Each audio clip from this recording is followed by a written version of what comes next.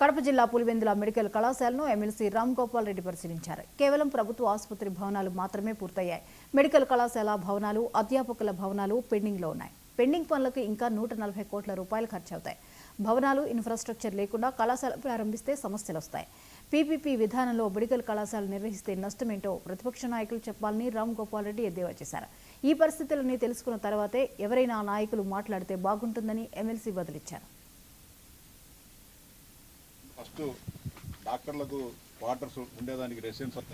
వైఎస్ఆర్సీపీ నాయకులు రాష్ట్రంలో మేము అధికారంలో ఉన్నప్పుడు 17 మెడికల్ కాలేజీలు నిర్మిస్తే వాటిని ఎన్డీఏ కూటమి ప్రారంభించుకోకుండా తాత్సారం చేయడం జరుగుతుందని చెప్పి ఆ పార్టీ అధ్యక్షులు జగన్మోహన్ రెడ్డి గారు ఆ పార్టీ నాయకులు మాట్లాడడం జరుగుతుంది. పులివెందులలో మేము మెడికల్ కాలేజీని పూర్తి చేసినా దాన్ని ప్రారంభించుకోకుండా చంద్రబాబు నాయుడు గారు నిర్లక్ష్యం వహిస్తున్నారని చెప్పి చెప్పడం జరిగింది. ఇప్పుడు మనం ఉన్న ప్రాంతం పులివెందుల మెడికల్ కళాశాలలో నిర్మించే ప్రాంతం. ఇక్కడ ఈ బిల్డింగులు తయారవుతేనే ఇది ప్రధానంగా పులివెందుల మెడికల్ కళాశాల జరిగే మెడికల్ కళాశాలలో చేరే విద్యార్థులు చదువుకోవాల్సిన ప్రధానమైన భవనము.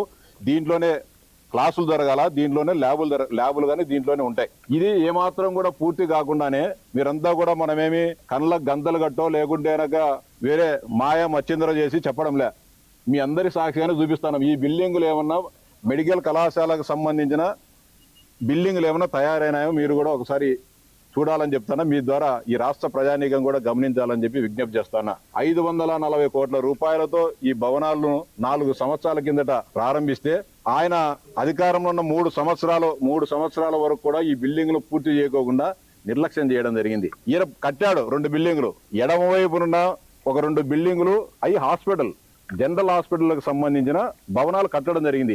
ఈ భవనాలను ప్రధాన రహదారిలో సుందరంగా తీర్చిదిద్ది మంచి రంగులు వేసేసి ఇదే మెడికల్ కాలేజ్ అని చెప్పి రాష్ట్ర ప్రజలందరినీ కూడా భ్రాంతిలో పెట్టడం జరుగుతుంది జగన్మోహన్ రెడ్డి.